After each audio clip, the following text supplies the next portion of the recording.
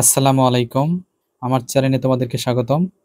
এক ভাইয়া কমেন্ট করেছিলেন যে, "স্যার ২১৮ নম্বর পৃষ্ঠার উদাহরণ ১২ নম্বরটি বুঝিয়ে দেন।" সো আমি তার জন্য ২১৮ নম্বর পৃষ্ঠার ১২ নম্বর উদাহরণটি বুঝিয়ে দিচ্ছি। এই ম্যাথটি ক নম্বরের জন্য অনেক বেশি গুরুত্বপূর্ণ। এটি এমসিকিউর জন্য অনেক বেশি গুরুত্বপূর্ণ প্রশ্ন। শিক্ষার্থী বন্ধুরা, চলো তাহলে শুরু করি। তোমরা যারা আমার ভিডিওটি দেখছো তাদের কাছে অবশ্যই আমার একটি রিকোয়েস্ট, যারা এখনো সাবস্ক্রাইব করোনি সাবস্ক্রাইব করে দিয়ে পাশে থাকবা। দেখো আমরা অঙ্কে ফিরে যাই। দেখো আমাদের এখানে লেখা আছে ক ইস টু খ সমান 3:4, খ ইস টু গ সমান 6:7 হলে ক ইস টু খ ইস টু গ সমান সমান কত? তাহলে আমাদের প্রশ্নে যে দেওয়া আছে এই যে এটা আর এটা আমরা প্রথমে লিখে নেব। দেখো ক ইস টু খ সমান সমান 3:4, নিচে লিখবা, নিচে লিখলে সহজ হবে। খ ইস টু গ সমান সমান 6:7। প্রিয় শিক্ষার্থী, এটা অবশ্যই তুমি বুঝতে পারছো। সো এখন তোমার কাজ হচ্ছে আরেকটা সমান দিয়া। এখন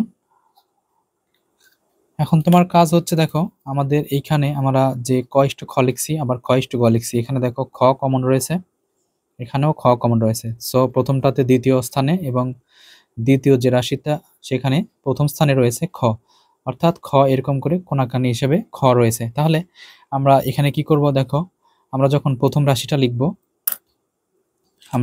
আমরা যখন এই প্রথম রাশিটা লিখব তখন লেখার পর আমরা এই যে দ্বিতীয় রাশির যে খ রয়েছে সেই খর মানটা, অর্থাৎ এই যে আমাদের এই দুইটা যদি খ হয় তাহলে এইটাও কিন্তু খ এর মান। তাহলে আমরা প্রথমে এই যে আমরা যখন প্রথম রাশি লিখব তখন দ্বিতীয় রাশির যে খ রয়েছে সেই খর মান দ্বারা গুণ দিয়ে দেব। তাহলে গুণ দিচ্ছি ইস্টু, এবার 4 গুণন 6। দেখো আমি কি করলাম, প্রথম যে আমি রাশিটি লিখব গুণ দিয়ে সেটা কি করব, দ্বিতীয় রাশির যে খর মান আছে সেই খর মান দ্বারা দুইটাকে গুণ দেব। এবার আমি যখন দ্বিতীয় রাশিটা লিখব তখন প্রথম রাশির যে খর মান আছে 4, সেই 4 দ্বারা গুণ দেব। দেখো এখন আমাদের এখানে অ্যান্সার কি দাঁড়ায়, আমরা যদি পাশাপাশি করি, দেখো এখানে হয় হচ্ছে 3 6 18,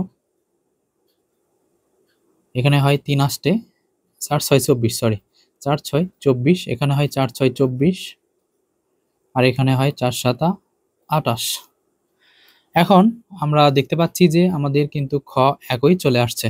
আমরা এটা আনার জন্য কিন্তু এরকম করে গুণ করলাম। তাহলে আমরা লিখতে পারি ক ইস টু খ ইস টু গ সমান সমান, এটা হচ্ছে ক এর মান 18 ইস টু, এই জায়গায় দেখো খ এর মান কিন্তু দুইটা একই, সুতরাং 24 আর 28।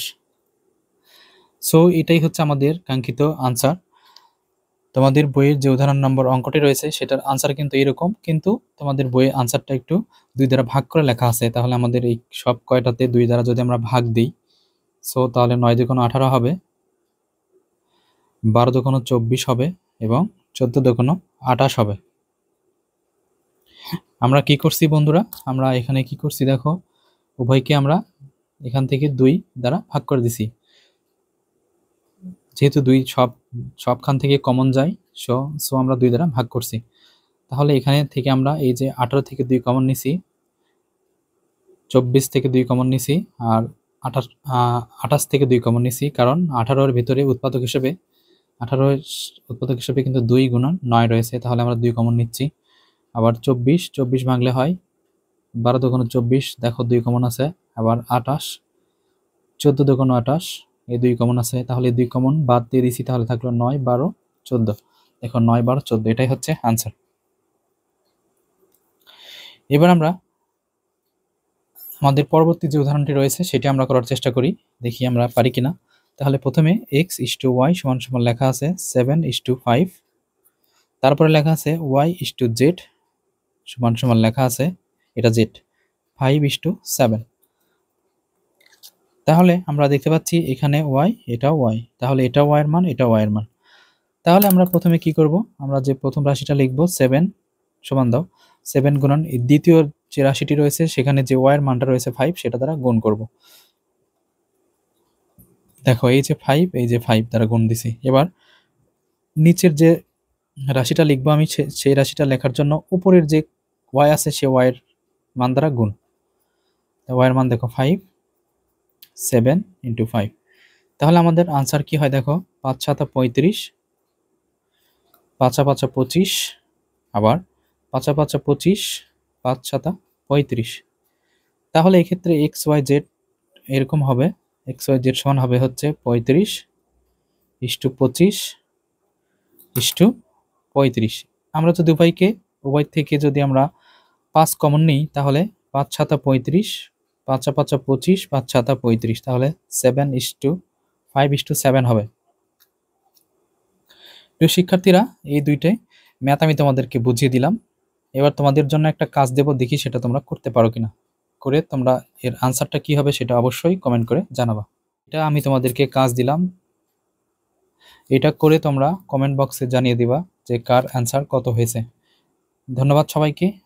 আশা করছি সবাই ভালো আছো, সুস্থ আছো। আমার পাশে থাকার জন্য ধন্যবাদ।